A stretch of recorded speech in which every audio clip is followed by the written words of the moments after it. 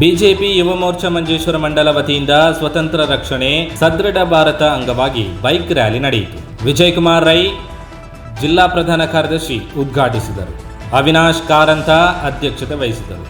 ರಾಜ್ಯ ಸಮಿತಿ ಸದಸ್ಯ ಸತೀಶ್ ಚಂದ್ರ ಭಂಡಾರಿ, ಎಸ್ಸಿ ಮೋರ್ಚಾ ರಾಜ್ಯ ಉಪಾಧ್ಯಕ್ಷರು ಎಕೆ ಕಯ್ಯಾರ್, ಮಂಡಲ ಅಧ್ಯಕ್ಷ ಆದರ್ಶ್ ಬಿಎಂ, ಜಿಲ್ಲಾ ಕಾರ್ಯದರ್ಶಿ ಮಣಿಕಂಠ ರೈ, ಕೆಬಿ ಭಟ್, ಯತಿರಾಜ್ ಶೆಟ್ಟಿ, ನ್ಯಾಯವಾದಿ ನವೀನ್ ರಾಜ್, ಹರೀಶ್ ಚಂದ್ರ ಎಂ, ರಕ್ಷಣ್ ಅಡಕಲ ಸ್ವಾಗತ ನೀಡಿದರು.